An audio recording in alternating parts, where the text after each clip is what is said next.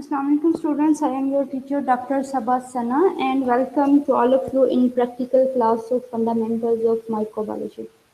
आज की क्लास में हमने जो टॉपिक डिस्कस करना है वो है प्लेट काउंट।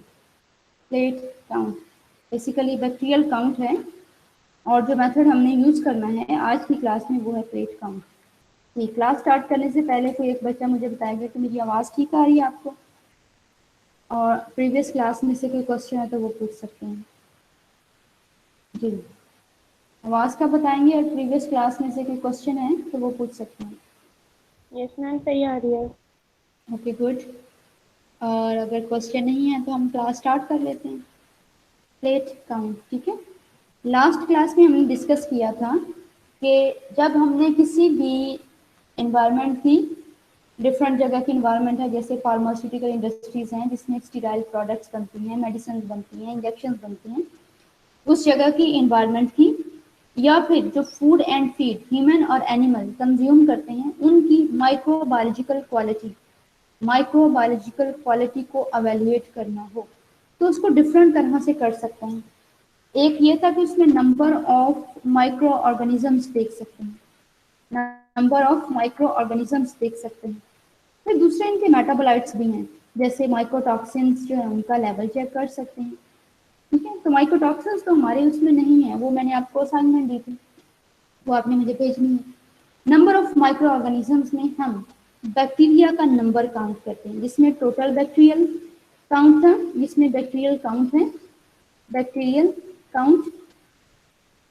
इसके अलावा कुछ सिलेक्टिव माइक्रो ऑर्गेनिजम्स का नंबर भी काउंट करते हैं, जैसे इकोलाई का नंबर काउंट कर लेते हैं, कोलीफॉर्म का नंबर काउंट कर लेते हैं, स्टेफिलोकोकस ऑरियस का नंबर काउंट कर लेते हैं, या फिर इन सबको छोड़ के टोटल बैक्टीरियल काउंट कर लेते हैं। तो ये डिफरेंट पैरामीटर्स हैं जिनसे हम बैक्टीरियल काउंट कर सकते हैं। इसके अब डिफरेंट मेथड्स हैं, उनमें से एक मेथड जो था, जो हमारे कोर्स में शामिल था, वो था डायरेक्ट माइक्रोस्कोपिक काउंट। इसमें हमें कोई चीज़ प्रिपेयर करने की ज़रूरत नहीं पड़ती, कोई मीडिया नहीं बनाना पड़ता। हम माइक्रोस्कोप की हेल्प से स्लाइड के ऊपर एक डिफाइंड एरिया के अंदर एक पर्टिकुलर वॉल्यूम इनोकुलेट करके ट्रांसफर करके उसमें सेल्स का नंबर काउंट कर लेते हैं।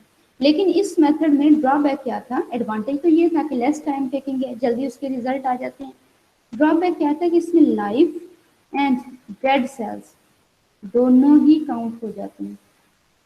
तो अगर किसी जगह पे 100 माइक्रो ऑर्गेनिजम्स हैं, हम उनको 200 बता देंगे तो वो सैंपल जो है वो एक्सेप्टेबल से डेड की कैटेगरी में जाने के चांसेस हैं, क्योंकि हमने तो टोटल बैक्टीरिया काउंट कर ली, उसमें लाइव भी थे, डेड भी थे।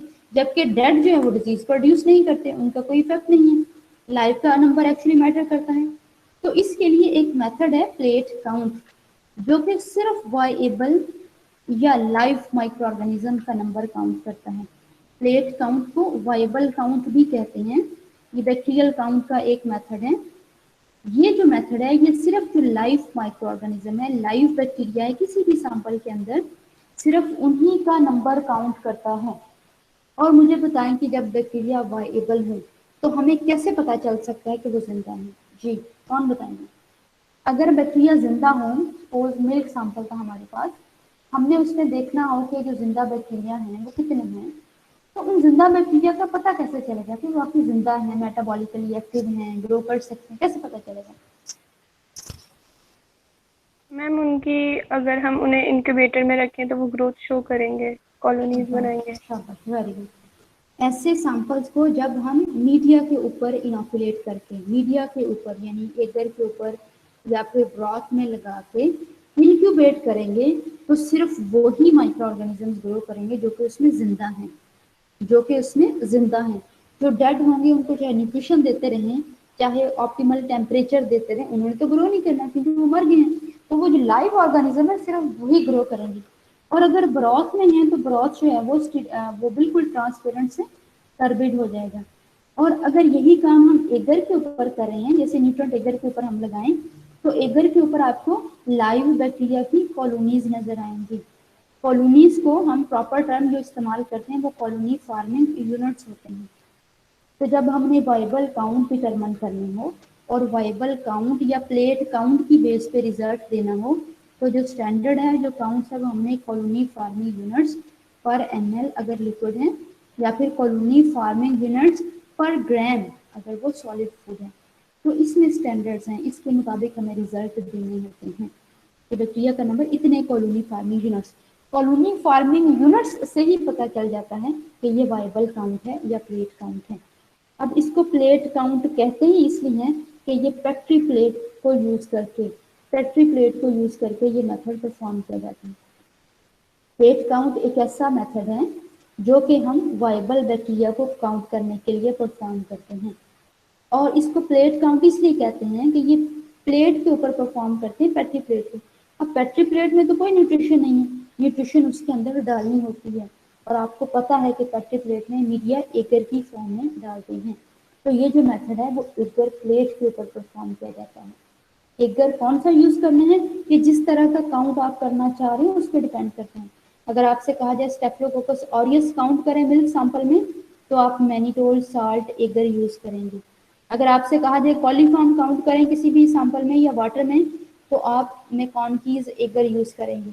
अगर आपसे कहा जाए वैसे ही बैक्टीरियल काउंट करें, तो आप न्यूट्रेंट एगर यूज करेंगे। तो अभी हमने यही काम करना है कि हमने न्यूट्रेंट एगर की प्लेट्स को यूज करके प्लेट काउंट परफॉर्म करना है। अब प्लेट काउंट को भी परफॉर्म करने के दो मेथड्स हैं। आपने दो टेक्निक्स लर्न की हैं, पढ़ी हैं हमने पिछले क्लासेस में।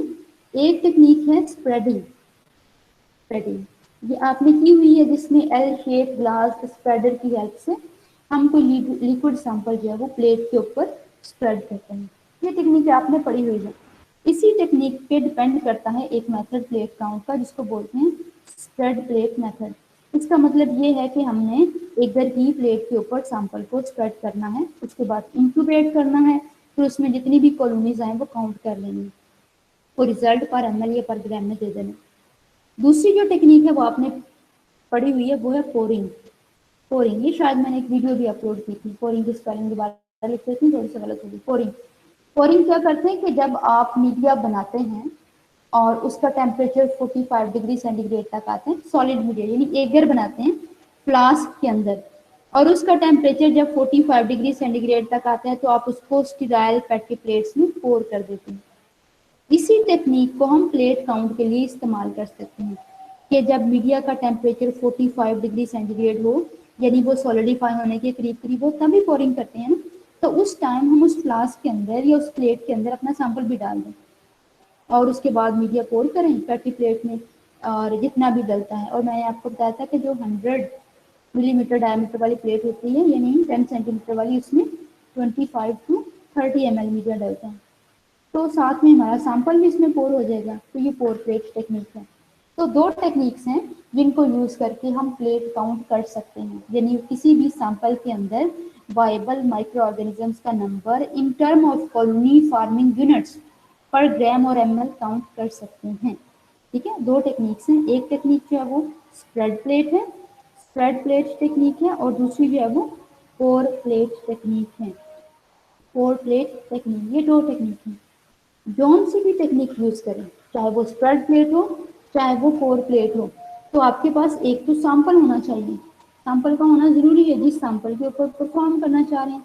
अभी सपोज कर लेते हैं कि हमारे पास जो है वो जूस का सैंपल है, कोई भी जूस है पास्चराइज्ड या रॉ।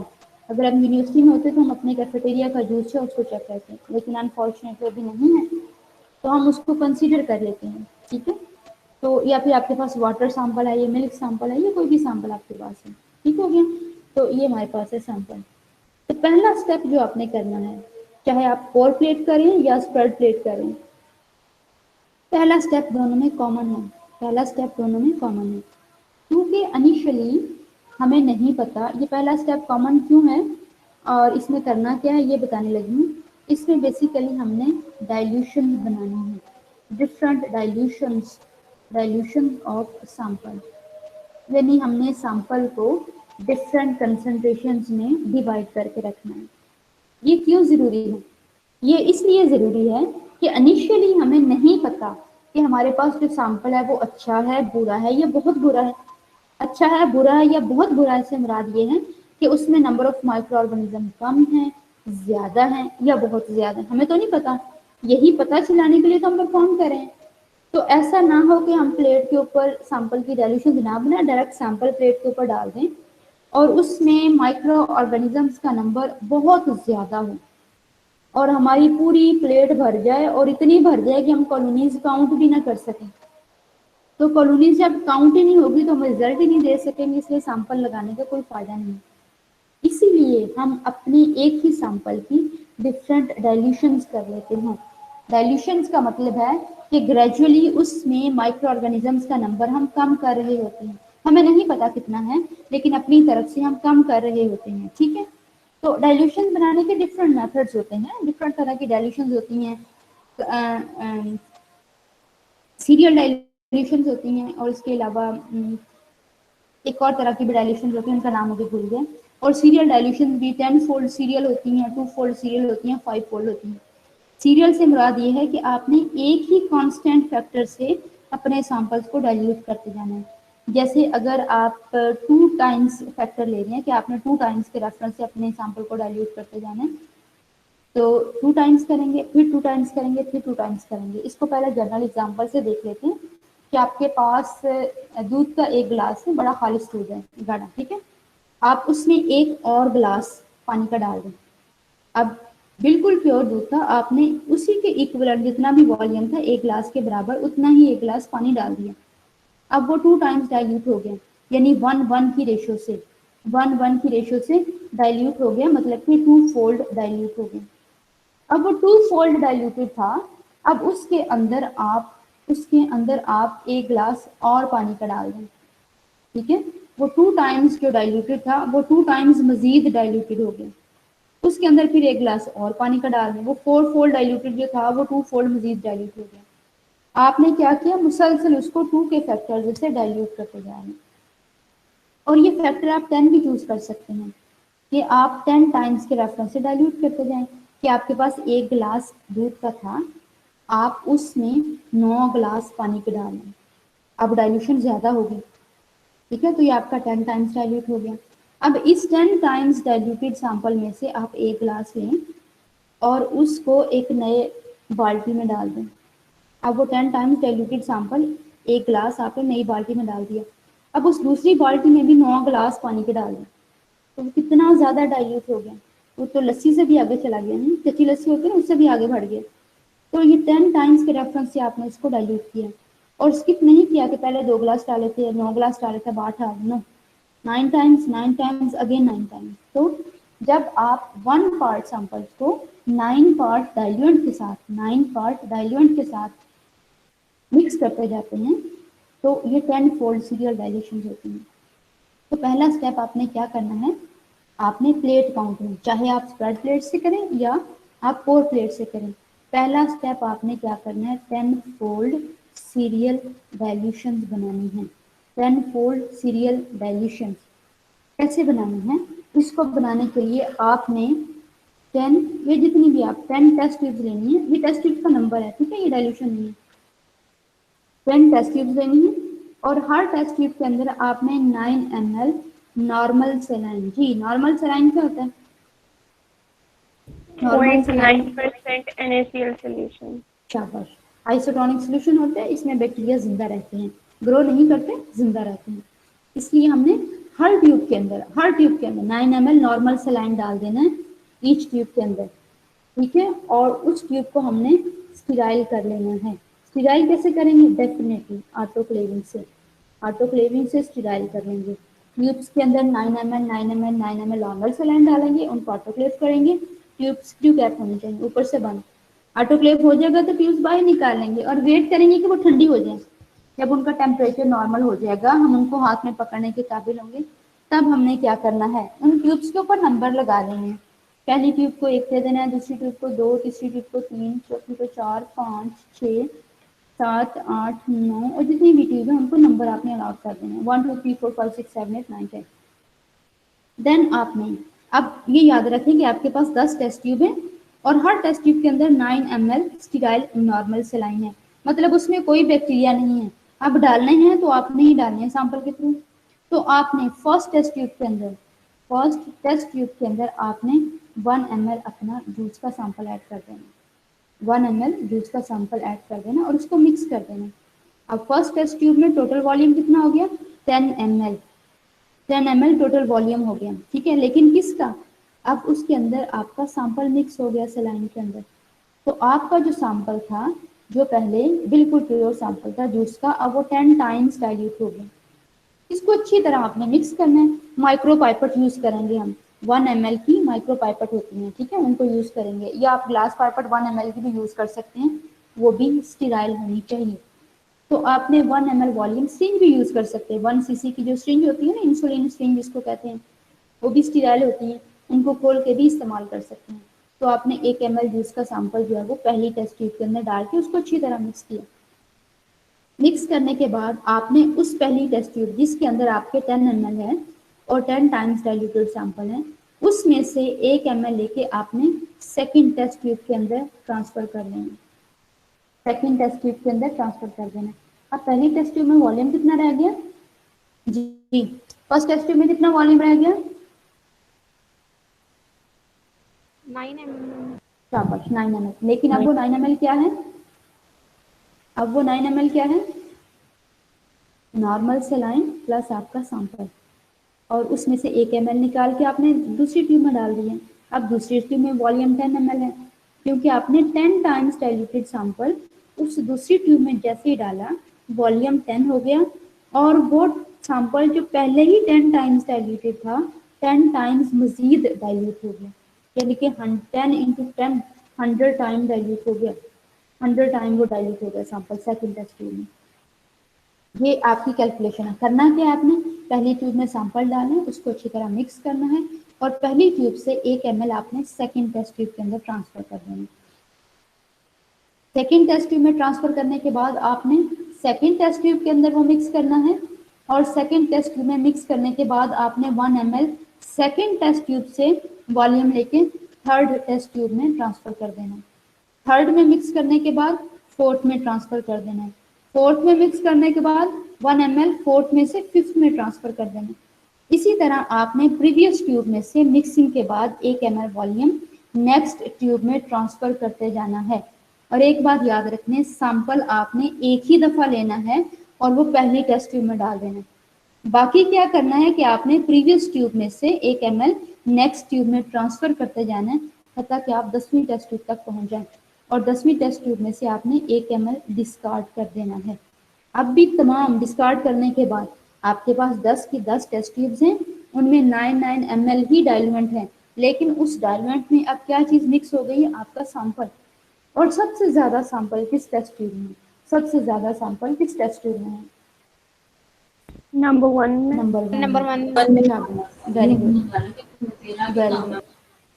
और सबसे कम सैंपल किसमें गया है, 10th वाली टेस्ट ट्यूब में। 10th वाली। इसका मतलब है कि टेस्ट ट्यूब नंबर 1 से लेके टेस्ट ट्यूब नंबर 10 तक सैंपल ग्रेजुअली डाइल्यूट हो रहा है। और किस रेशियो से डाइल्यूट हो रहे हैं, 1:10, यानी कि टोटल 10 हो रहा था, 1:9 की रेशियो से डाइल्यूट हो रहा था, इसको हम 1:10 लिखते हैं, 1:10 की रेशियो से डाइल्यूट हो रहा है।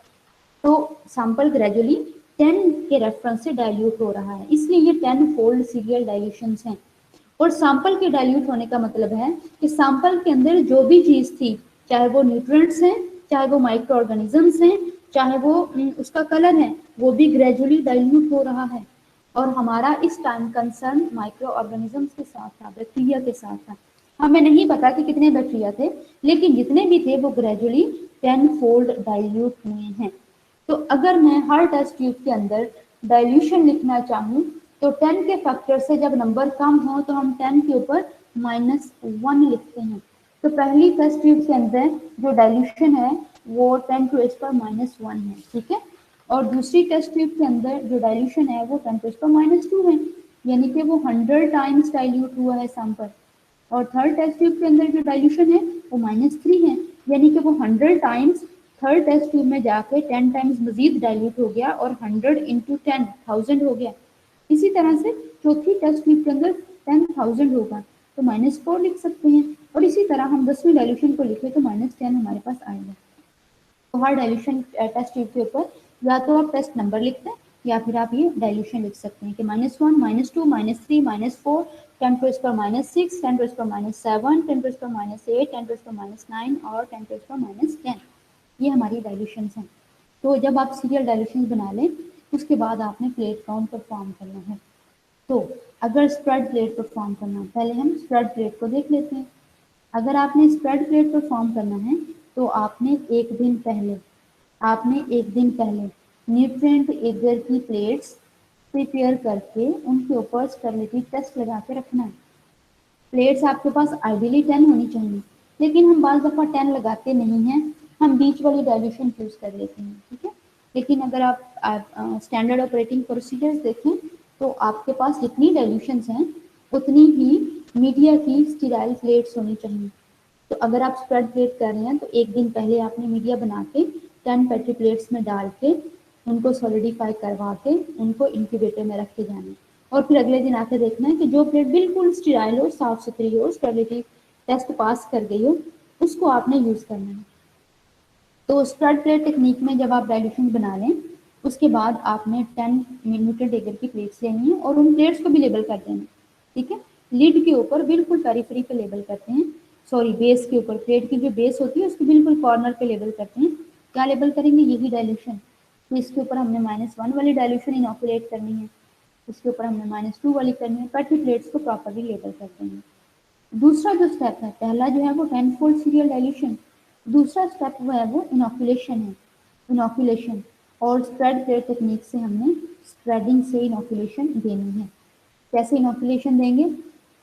पहली डाइल्यूशन की जब देनी इनोकुलेशन तो टेस्ट ट्यूब को खोलेंगे और माइक्रो पाइपेट की हेल्प से उसमें से 0.1 ml वॉल्यूम लेंगे और एगर की प्लेट के ऊपर, जिसको हमने -1 डाइल्यूशन से ही लेबल किया है, एगर की प्लेट के सेंटर में ड्रॉप कर देंगे।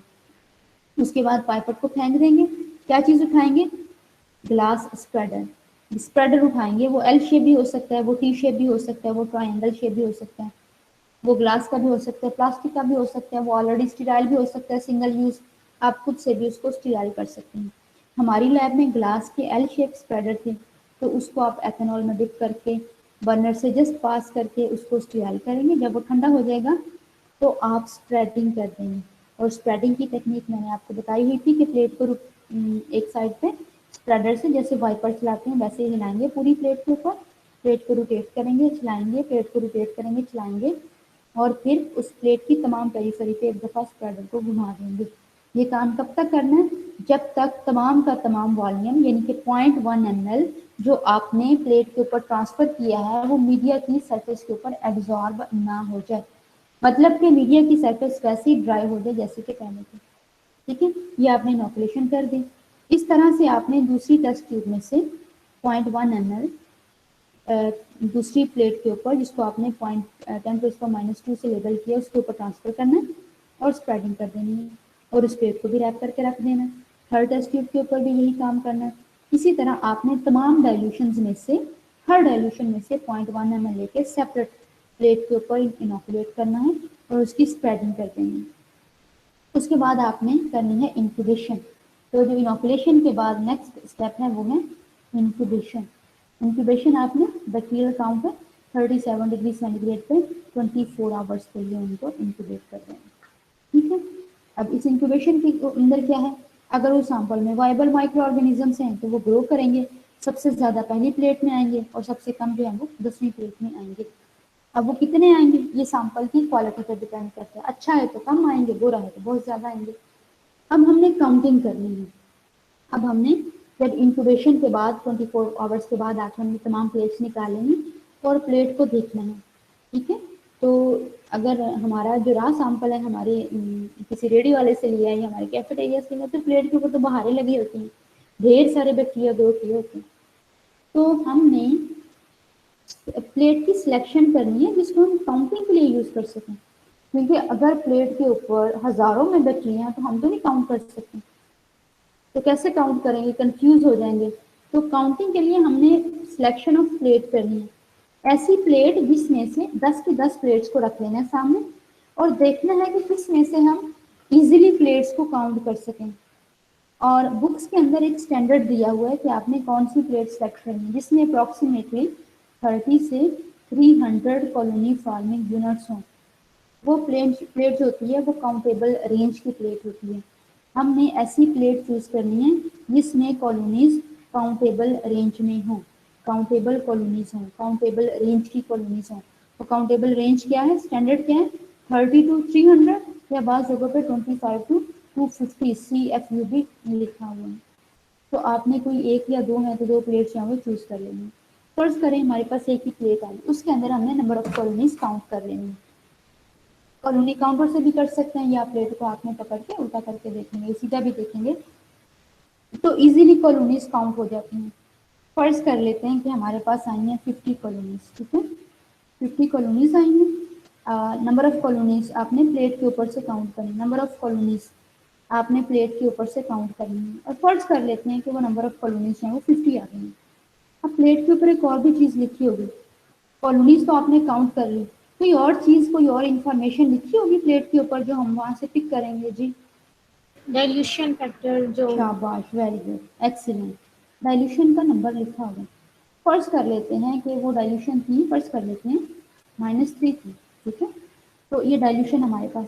तो एक और चीज़ जो हमें काउंटिंग में चाहिए और वो हमें पहले से पता होती है, ठीक है, वो है इनॉकुलेटेड वॉल्यूम, इनॉकुलेटेड वॉल्यूम।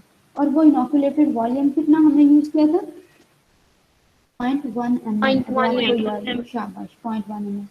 तो नंबर ऑफ कॉलोनीज, डाइल्यूशन और इनॉकुलेटेड वॉल्यूम, ये तीन चीज़ें हैं जो हमें, जिनकी हेल्प से हम CFU पर ml या CFU पर ग्राम जो है वो डिटरमिन कर सकते हैं इन तीन इंफॉर्मेशन से। तो इन तीनों की तीनों इंफॉर्मेशन को हम एक फार्मूला में पुट करेंगे जो कि है CFU पर, अभी हमारे पास लिक्विड है, पर ml is equal to number of colonies, number of colonies G into dilution factor, dilution factor, dilution का रेसिप्रोकल है, ठीक है, इनटू करेक्टिव फैक्टर। ये क्या चीज़ें हैं ये मैं बताती हूँ।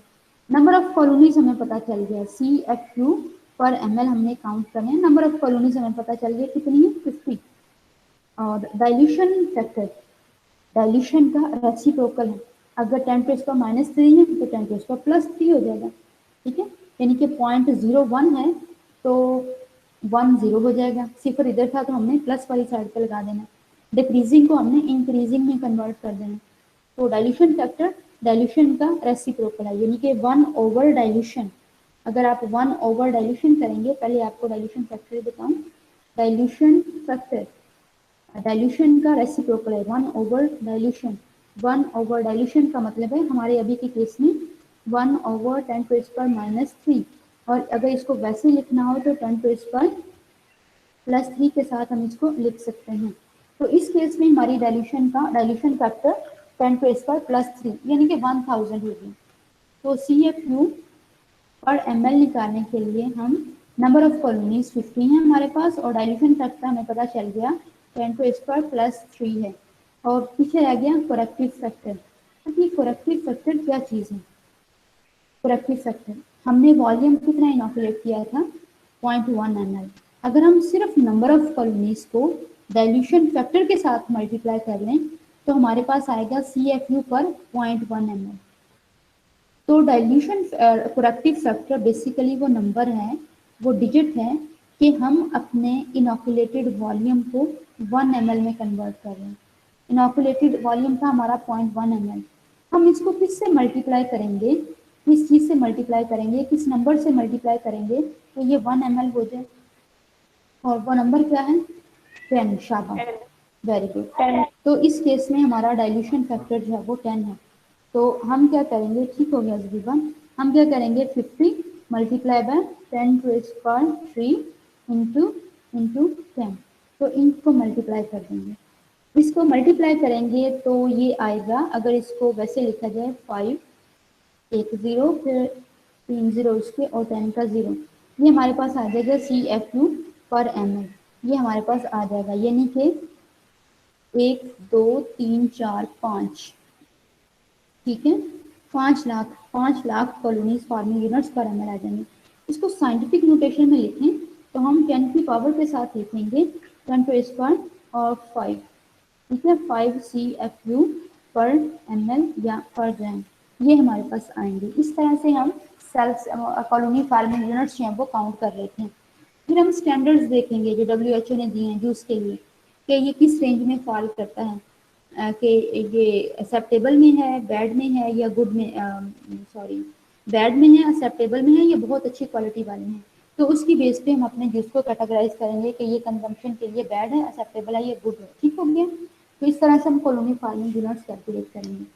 अच्छा, अगर हमने वॉल्यूम इनोकुलेट किया होता 250 माइक्रोलीटर, 250 माइक्रोलीटर का मतलब है कि 0.25 ml, तो देन हमारा डाइल्यूशन फैक्टर क्या होता है?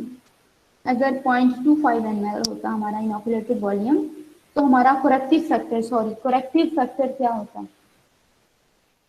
करेक्टिव फैक्टर क्या होता है? 4। शाबाश, वेरी गुड, एक्सीलेंट।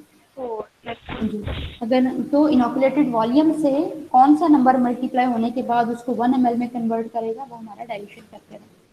तो इस तरह से हम CFU पर ग्राम डिटरमिन कर सकते हैं। और ये CFU पर ग्राम किन बैक्टीरिया के, जो सिर्फ वाइएबल हैं, जो सिर्फ वाइएबल हैं। ठीक हो गया। अब जो दूसरा मेथड है जिसको हमने पोर प्लेट टेक्निक का नाम दिया है, पोर प्लेट टेक्निक, उसमें भी यही स्टेप है। उसमें भी अगर स्टेप्स देखें तो यही है। पहले स्टेप पे आपने क्या करना है, 10 फोल्ड सीरियल डाइल्यूशन बनानी है, सीरियल डाइल्यूशन बनानी है। दूसरे स्टेप पे आपने क्या करना है, इनोकुलेशन करनी है। और थर्ड स्टेप पे आपने इंक्यूबेशन देनी है। और फोर्थ स्टेप पे आपने क्या करना है, आपने काउंटिंग करनी है। फोर्थ स्टेप पे आपने सिलेक्शन ऑफ प्लेट करनी है। और देन आपने उसमें बैक्टीरिया का नंबर जो है वो काउंट कर लेना। फिफ्थ स्टेप पे आपने CFU पर ml या CFU पर ग्राम जो है वो काउंट कर लेंगे। तो स्टेप्स तो सेम रहेंगे। तमाम स्टेप में से डिफरेंट क्या चीज़ है, इनोकुलेशन की टेक्निक। इनोकुलेशन टेक्निक जो है वो डिफरेंट है। इसमें जो आपने इनोकुलेशन के लिए टेक्निक यूज करनी है वो है पोरिंग। ठीक हो गया। तो स्टेप्स सेम है, इनको वन बाय वन देखते हैं। पोर प्लेट में पहले आपने 10 फोल्ड सीरियल डाइल्यूशन बनानी है, जैसे ऊपर बनाए, सेम मेथड से, कोई डिफरेंस नहीं है। जब डाइल्यूशन बन गई, डिफरेंस कहाँ पे, इनोकुलेशन में। जब आपने पोर प्लेट टेक्निक करनी है तो आपने एक दिन पहले मीडिया प्लेट्स में पोर करके नहीं रखना। आपने एक दिन पहले मीडिया प्लेट्स में पोर करके नहीं रखना, बल्कि जिस दिन आपने ये टेस्ट लगाना है उस दिन आपके पास sterile, empty empty sterile petri plates होनी चाहिए। 10 एम्प्टी स्टीराइल पेट्री प्लेट्स खाली होनी चाहिए, लेकिन स्टीराइल होनी चाहिए।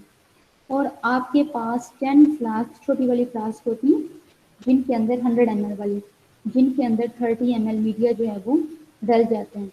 आपने इनमें न्यूट्रेंट एगर बना के उसको स्टीराइल करके और उसको 45 डिग्री सेंटीग्रेड पे मोल्टन फॉर्म में वाटर बाथ के अंदर रख लेना है। ठीक है, यानी आपके पास 10 फ्लास्क हैं, उनमें आपका मीडिया बना हुआ है, न्यूट्रेंट एगर स्टीराइल भी हो गया है, लेकिन आपने पोर नहीं किया और उसको आपने 45 डिग्री सेंटीग्रेड टेम्परेचर पे मेंटेन करना है। अगर कम पे रखेंगे, वैसे रख देंगे, वो फ्लास्क के अंदर जम जाएगा, सॉलिडिफाई हो जाएगा। तो इस चीज़ से बचाने के लिए वाटर बाथ ऑन कर लेना, उसका टेम्परेचर 45 कर देना और अपनी 10 की 10 फ्लास्क उसमें रख लेंगे। ठीक है, और उन फ्लास्क के ऊपर अपनी डाइल्यूशन लेवल कर देनी है 10⁻⁻1 पहली फ्लास्क के ऊपर, और इसी तरह दूसरी फ्लास्क के ऊपर 10⁻², तीसरी फ्लास्क के ऊपर -4, इसी तरह जिस फ्लास्क के ऊपर जो भी मेंशन करना चाहें। जो आपके पास एम्प्टी पेट्री प्लेट्स हैं उनके ऊपर भी आपने यही लेबलिंग कर लेनी है डाइल्यूशन। ठीक है, जब ये चीज़ें तैयार हैं, डाइल्यूशन भी बना लें, तो आपने क्या करना है, पहली फ्लास्क उठानी है जिसके ऊपर आपने -1 लेबल किया है, ये फ्लास्क आपने उठा लेनी है। और इस फ्लास्क के अंदर आपने 1 ml, इस फ्लास्क के अंदर आपने 1 ml, चाहे तो 1 ml, ज़्यादातर केसेस में 1 ml यूज़ होते हैं, चाहे तो 0.1 ml, जितना भी आप करना चाहें, अपनी डाइल्यूशन, कौन सी डाइल्यूशन, 10⁻⁻1 वाली, वो आपने पहली फ्लास्क के अंदर पाइपेट की हेल्प से या सिरिंज की हेल्प से ट्रांसफ़र कर देंगे। मीडिया मोल्टन है, जैसे ही आप अपनी डाइल्यूशन ट्रांसफ़र करेंगे आपने उसको मीडिया के अंदर मिक्स कर लेना। देन आपने फ़ौरन से पहले, जैसे ही आपने डाइल्यूशन मिक्स की, आपने पोरिंग कर देनी है पेट्री प्लेट के अंदर, जिसको आपने लेबल किया हुआ है 10⁻⁻1 से। ठीक हो गया। तो पोरिंग के टाइम पे आपने मीडिया के अंदर अपनी पहली डाइल्यूशन ट्रांसफ़र की उसको मिक्स किया और पोरिंग कर दी। और पोरिंग के लिए मीडिया का टेम्परेचर मैंने आपको मीडिया प्रिपरेशन में भी बताया था कि 45 डिग्री सेंटीग्रेड ही होता है। ठीक हो गया। तो उस प्लेट को आपने सीधा रख देना साइड पे, वो थोड़े टाइम के बाद सॉलिडिफाई हो जाएगी। ठीक है, जब सॉलिडिफाई हो जाए आपने उसको उल्टा करना है और रैप करके इंक्यूबेट कर देना। तब इंक्यूबेट सारों को इकट्ठे ही करते होते हैं। ठीक है, आपने वो प्लेट साइड पे रख देनी है ताकि सॉलिडिफाई हो जाए। इसी तरह आपने दूसरी डाइल्यूशन में से 1 ml या 0.1 ml, जितना भी आप वॉल्यूम लेना चाहें, वॉल्यूम चेंज कर सकते हैं, इसलिए मैंने आपसे डाइल्यूशन फैक्टर निकलवाया था। वो आपने सेकंड फ्लास्क के अंदर, जिसके ऊपर आपने 10⁻² लेवल किया हो, उसके अंदर ट्रांसफर करना है, उसको मिक्स करना है और उस मीडिया को जिसके अंदर आपने अपना सैंपल मिक्स कर लिया, आपने दूसरी पेट्री प्लेट के अंदर जिसके ऊपर आपने सेकंड डाइल्यूशन लेवल की है उसमें पोर कर लेना। लेबलिंग बहुत इंपॉर्टेंट है और लेबलिंग का ख्याल रखना है क्योंकि हमने इस डाइल्यूशन फैक्टर को यूज करना है। तो उसके बाद आपने उस प्लेट को भी सॉलिडिफाई होने के लिए साइड पे कर देना है। यही काम आपने हर डाइल्यूशन के ऊपर करना है। हर डाइल्यूशन में से 1 ml या 0.1 ml लेके आपने रिस्पेक्टिवली लेबल्ड फ्लास्क के अंदर ट्रांसफर करना है। उसको मिक्स करने के बाद आपने वो मीडिया जो है वो रिस्पेक्टिवली लेबल्ड पेट्री प्लेट्स के अंदर पोर कर देना है और तमाम की तमाम प्लेट्स को रख देना है। जब मीडिया उनमें सॉलिडिफाई हो जाए तो साथ में आपका सैंपल भी है उसमें। उसके बाद आपने उन प्लेट्स को उल्टा करना है, रैप करना है। बैक्टीरिया है तो आपको बताया था कि बैक्टीरिया में प्लेट्स उल्टी रखते हैं। इंक्यूबेट कर देना है। अब इंक्यूबेशन की कंडीशन भी सेम है, 37 डिग्री सेंटीग्रेड पे आपने इंक्यूबेट कर देना है और 24 आवर्स के बाद आपने उसी तरह आके कॉलोनीज काउंट कर लेनी है और कॉलोनी फार्मिंग यूनिट्स पर ग्राम जो है वो, या अगर आपके पास लिक्विड है तो कॉलोनी फार्मिंग यूनिट्स पर ml जो है वो आपने काउंट कर लेनी है। अगर आपने 1 ml ही वॉल्यूम ट्रांसफर किया है देन डाइल्यूशन जो है फैक्टर की करेक्टिव फैक्टर की जरूरत नहीं है। लेकिन अगर आपने 0.1 ml ट्रांसफर किया है या 0.25 ml किया है तो उसके मुताबिक आपने करेक्टिव फैक्टर फार्मूला में लगाना है और अपने CFU और ml या ग्राम जो है वो डिटरमिन कर लेने हैं और उनको फिर स्टैंडर्ड के साथ कंपेयर करना है। देन अपने सैंपल को आपने कैटेगराइज करना है, ये बैड है, गुड है या एक्सेप्टेबल है। ठीक हो गया। तो ये पोर प्लेट था जिसमें सिर्फ एक स्टेप के अंदर डिफरेंस आएगा, बाकी स्टेप्स जो हैं वो सेम है। पहले वाले क्लास से ही नहीं लेना, no no no no no no, इसमें आपने सेपरेट 10 फ्लास्क बनाने हैं और हर डाइल्यूशन में से ये जो आपने पिछली ट्यूब से लेके अगली ट्यूब में ट्रांसफर करना है, ये सिर्फ डाइल्यूशन बनाते हुए करना है। ठीक है, वंस डाइल्यूशन बना दी उसके बाद आपने हर डाइल्यूशन के लिए अलहदा फ्लास्क और अलहदा पेट्री प्लेट जो है वो यूज करनी है। ठीक हो गया। ये पहले फ्लास्क लेके दूसरे फ्लास्क में ट्रांसफर नहीं करना क्योंकि इसमें हम डाइल्यूशन नहीं बना रहे, हम डाइल्यूशन से अगला स्टेप करें इनोकुलेशन और हर डाइल्यूशन की आपने सेपरेट इनोकुलेशन करनी है और सेपरेट इंक्यूबेशन देनी है। सेपरेट इनोकुलेशन से मुराद ये कि उसको अलहदा पेट्री प्लेट के अंदर डालना है और इसमें हम पेट्री प्लेट में पोरिंग के दौरान डालना है। तो हमने 10 हर प्लेट के लिए अलहदा फ्लास्क में मीडिया बनाना और तमाम फ्लास्क में एक ही जितना मीडियम होना चाहिए। ये नहीं कि एक पेट्री प्लेट में 25 ml डाल दिया, एक में 30 ml डाल दिया। आपने 10 फ्लास्क लेनी है या फ्लास्क पे नहीं, आप इसके लिए यूनिवर्सल बॉटल यूज कर सकते हैं। यूनिवर्सल बॉटल जिसमें मैंने बताया था कि 30 ml तक आसानी से उसमें वॉल्यूम आ जाते हैं, उनको हैंडल करना भी ईजी होते हैं। लेकिन मीडिया आपने मोल्टन फॉर्म में रखना है। जो भी कंटेनर यूज करें वो हर प्लेट के लिए आपने मीडिया अलहदा बनाना है। हर प्लेट के लिए अलहदा अपने कंटेनर यूज करना है, चाहे वो फ्लास्क है चाहे वो पेट्री प्लेट है। डाइल्यूशन के लिए फ्लास्क यूज नहीं की, डाइल्यूशन के लिए हमने टेस्ट ट्यूब्स इस्तेमाल की हैं। अलबत्ता इनोकुलेशन जब हम कर रहे हैं पोर प्लेट से, तब इनोकुलेशन के लिए हम फ्लास्क के अंदर जो मीडिया है उसको इस्तेमाल कर रहे हैं। ठीक हो गया। डाइल्यूशन के लिए हमने टेस्ट ट्यूब्स इस्तेमाल की हैं। पोर प्लेट में जब हमने इनोकुलेशन देनी है तो हमने डायरेक्ट प्लेट के ऊपर जो मीडिया बना के उसमें नहीं देनी, बल्कि हमने मीडिया पोर करते हुए ही उसमें सैंपल डाल के प्लेट में पोरिंग करनी है। ठीक है, मीडिया की पोरिंग तो करनी होती है तो पोरिंग से पहले उस मीडिया के अंदर आप अपना सैंपल डाल लें। लेकिन इस केस में पोर प्लेट टेक्निक जब आप प्लेट काउंट के लिए इस्तेमाल करते हैं, आपने हर पेट्री प्लेट के लिए अलहदा अलहदा मीडियम बनाना है। ये नहीं कि एक ही फ्लास्क से मीडिया आपने 30 पेट्री प्लेट्स में पोर कर दी। हर फ्लास्क के अंदर 30-30 ml बनाएंगे, 10 फ्लास्क होंगी, हर फ्लास्क के अंदर 30 ml, हर फ्लास्क के अंदर 30 ml। आप एक फ्लास्क में पहली डाइल्यूशन से डालेंगे, और उस फ्लास्क में से तमाम का तमाम मीडिया एक प्लेट में पोर कर देंगे। ठीक हो गया। देन आप दूसरी फ्लास्क उठाएंगे, उसमें दूसरी डाइल्यूशन मिक्स करेंगे और उसको दूसरी प्लेट के ऊपर पोर कर देंगे। ठीक है, इसी तरह आप हर डाइल्यूशन के लिए अलहदा फ्लास्क लेंगे, इसमें स्टीराइल मीडिया होगा और अलहदा प्लेट में पोर करेंगे जो कि प्रति प्लेट स्टीराइल होगी। ठीक हो गया। इसीलिए इसको पोर प्लेट कहते हैं कि हम पोरिंग करते हुए प्रति प्लेट के अंदर तब अपना सैंपल जो है वो मिक्स करते हैं, इसलिए ये पोर प्लेट है। अगर स्प्रेड प्लेट कर रहे हैं तो ये स्टेप जो है वो आपने नहीं करना।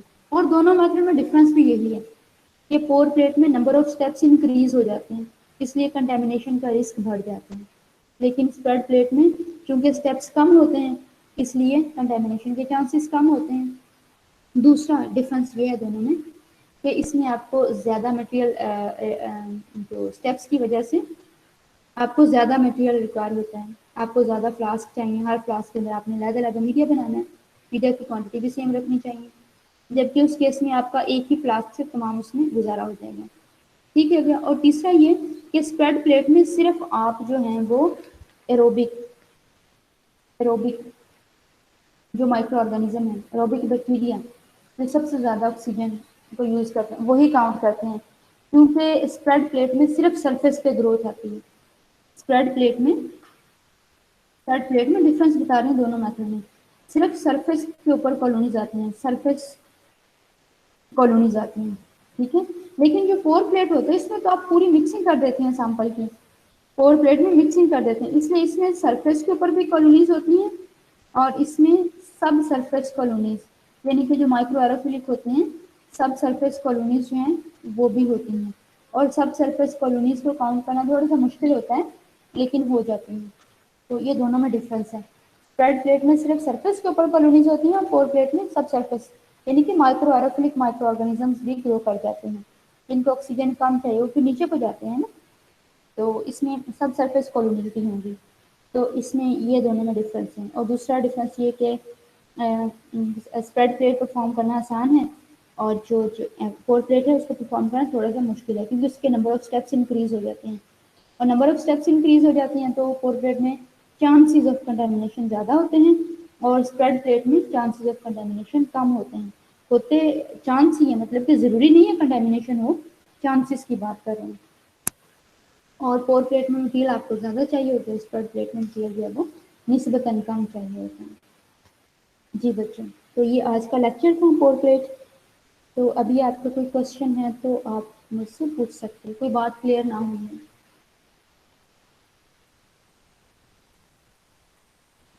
करेक्टिव फैक्टर रिपीट करते हैं, जी कर देती हूँ।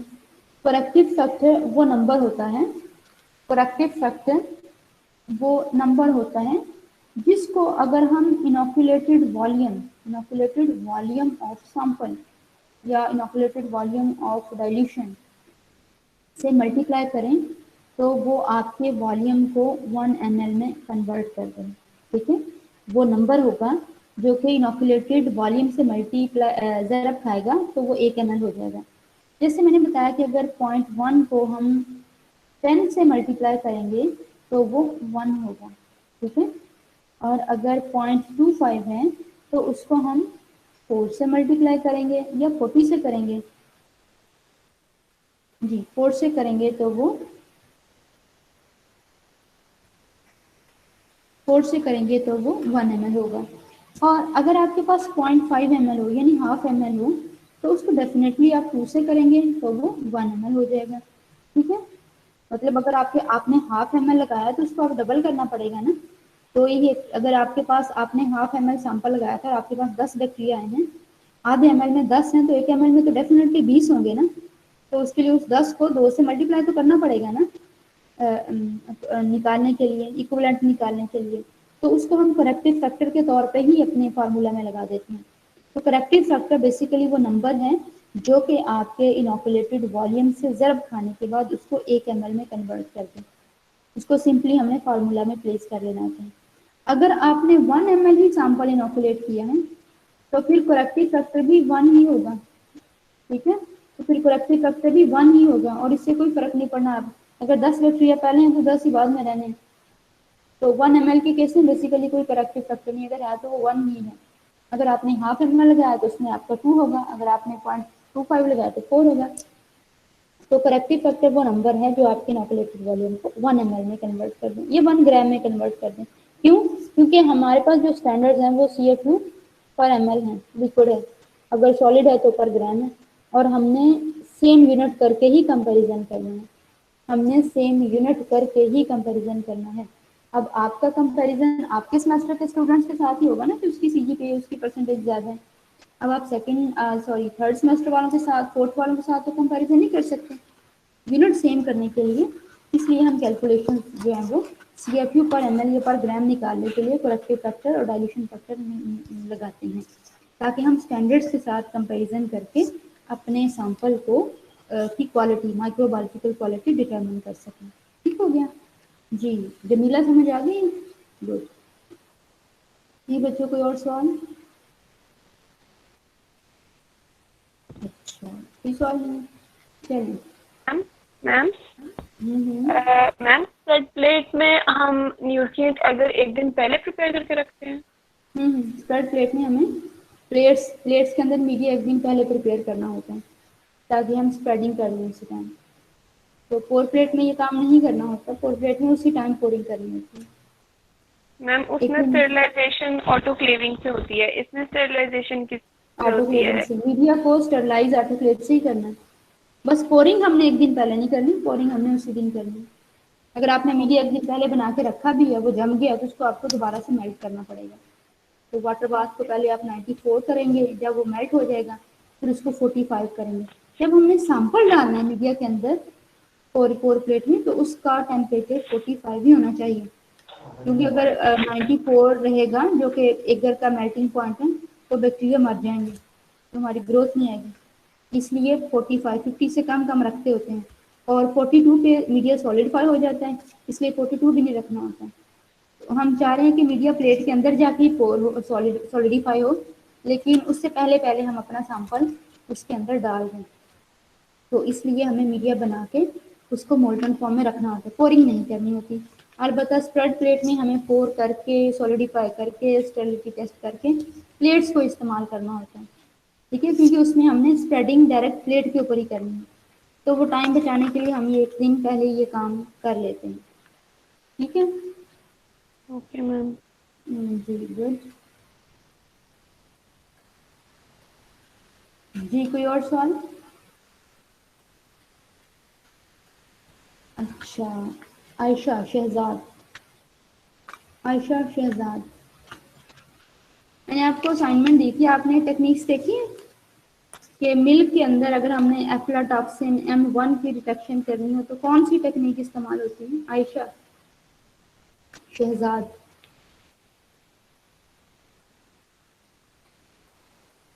आयशा एहसन,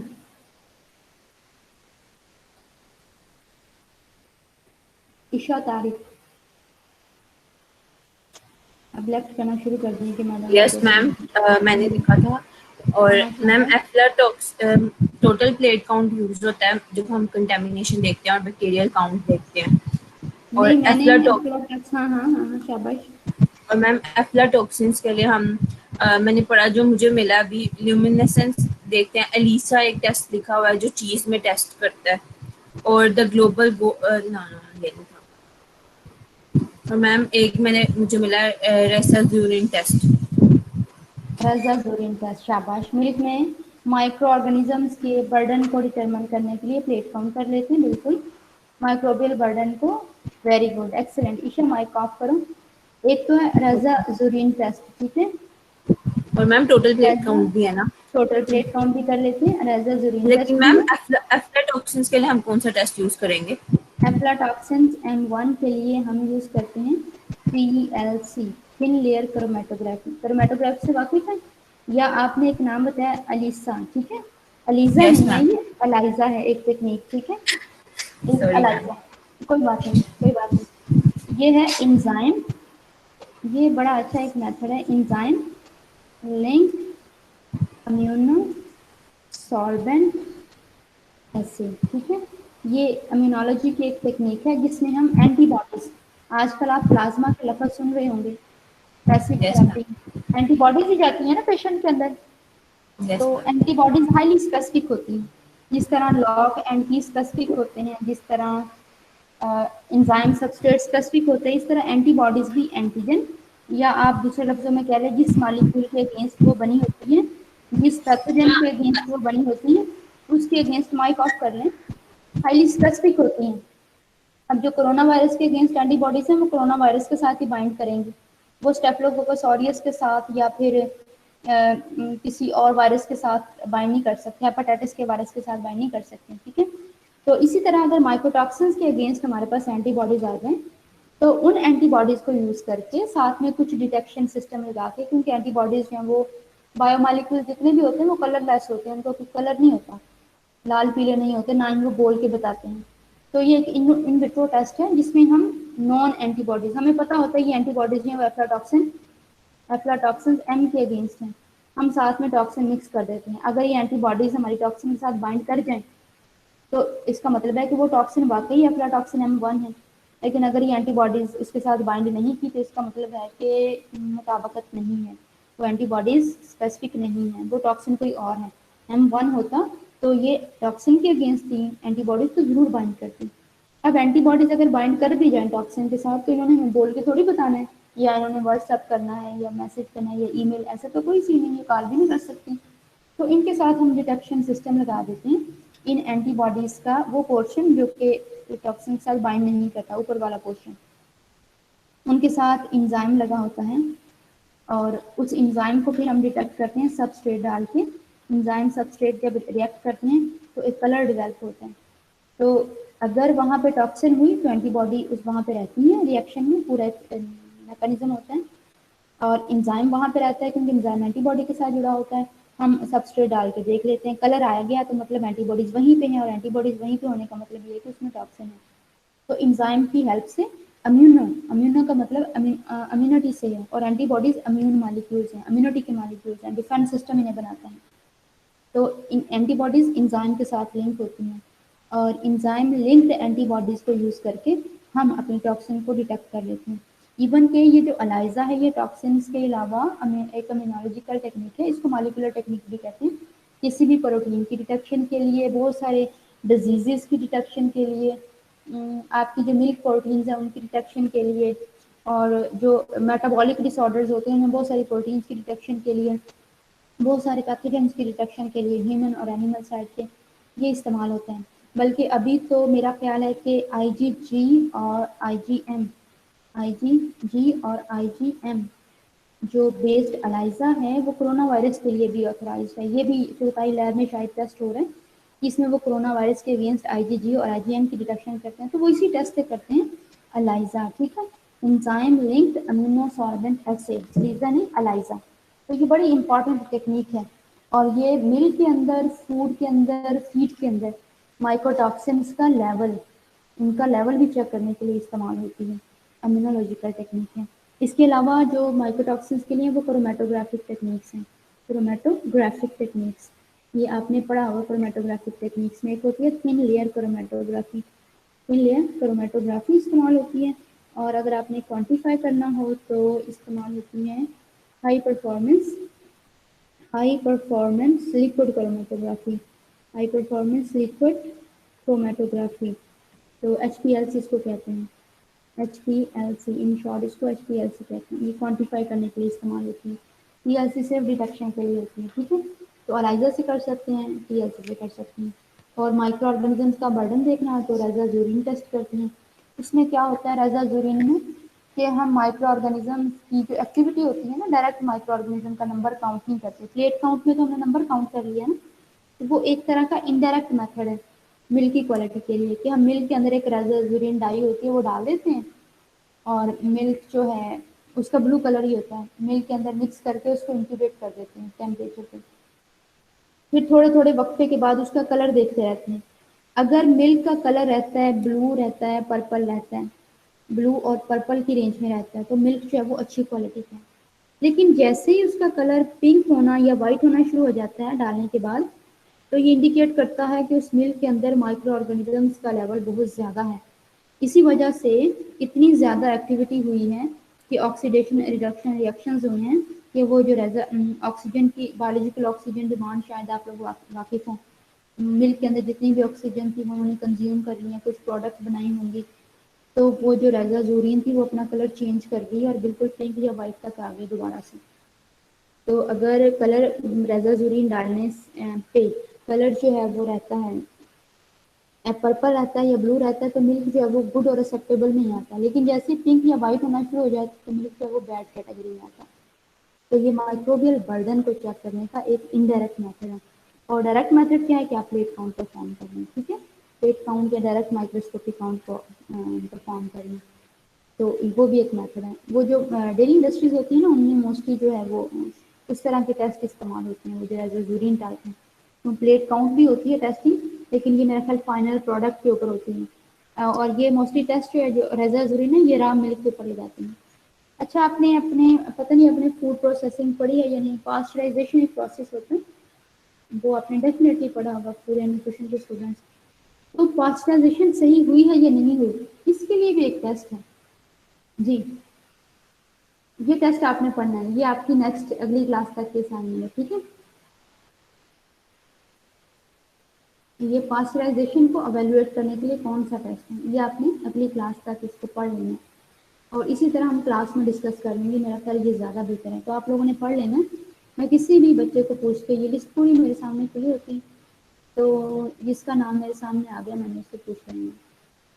और अभी कोई क्वेश्चन नहीं है तो प्रीवियस बच्चे आमना और एक और बच्चा था, लड़के का नाम मुझे भूल गया, वो जो आपके सीनियर्स हैं उनमें से कोई बच्चा क्लास पढ़ा है अभी?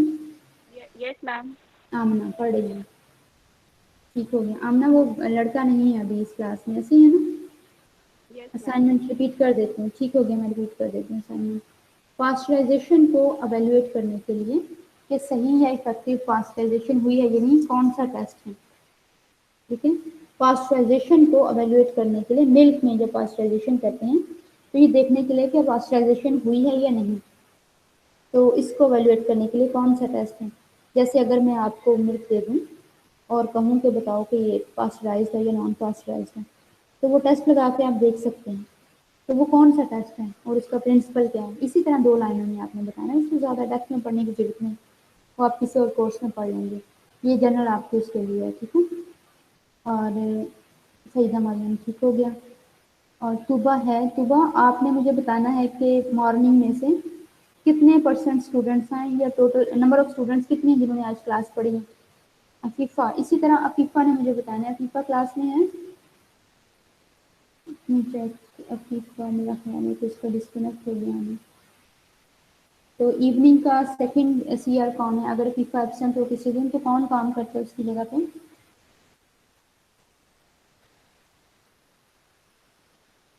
अच्छा, इवनिंग का कोई बच्चा? फातिमा नवाज, यस आप इवनिंग के? ओके, ईशा तारिक। ईशा, आपने मुझे बताना है कि आपके जो 60 स्टूडेंट्स हैं उनमें से आज कितनों ने क्लास पढ़ी है, ठीक है। Okay ma'am.